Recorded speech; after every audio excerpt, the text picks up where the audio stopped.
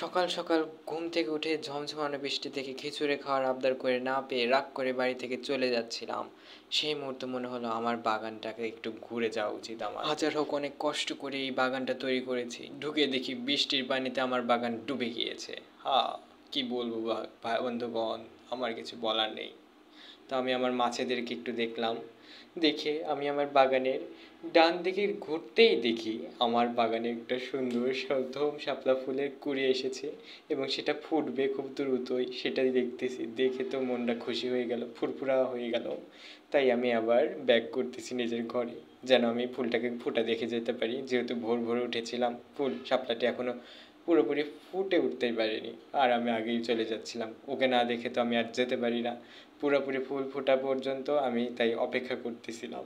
বন্ধুগণ, সত্যি কথা বলতে কি, আমি এই ভিডিওটি করতে যেয়ে দুবার আছাড় অলরেডি খেয়ে ফেলেছি, কারণ অতিরিক্ত বর্ষায় অনেক পিচ্ছিল হয়েছে।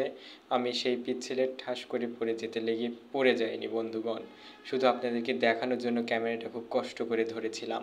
দেখেন আমার বাগানের এইটুকু জায়গার মধ্যে এত সুন্দরভাবে ফুলটা ফুটেছে। আমি এই শাপলা গাছটি উগান্ডা থেকে উঠে নিয়ে আসছিলাম, মানে আমার বাড়ির পাশের বিল থেকে আমি এই গাছটি উঠে নিয়ে আসছি। লাগানোর অল্প দিনের মধ্যেই ফুল দেওয়া শুরু হয়ে গিয়েছে। আপনারাও আপনাদের বাড়িতে এইভাবে শাপলার গাছ লাগাতে পারেন। যাই হোক, খিচুড়ি খাওয়া হোক বা না হোক, আমি এই শাপলা ফুলটাকে ফোটা দেখার জন্য আজকে আমি আর বাড়ি থেকে যাব না, থেকে যাব আমার ঘরে। আর আপনাদেরকেও দেখাবো এই শাপলাটা পুরোপুরি ফোটার পরে আসলে দেখতে কেমন দেখা যাচ্ছে। কিছুক্ষণ পরে আমি আবারও সেই ভয়ানক পিচ্ছিলের মধ্যে দিয়ে গুটি গুটি পায়ে এগিয়ে যাই, দেখি আমার শাপলাটি ফুটে গিয়েছে।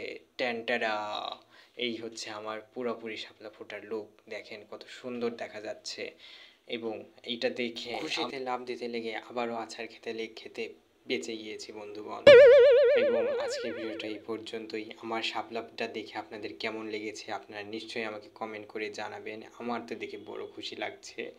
তো সবাই ভালো থাকবেন, আল্লাহ হাফেজ।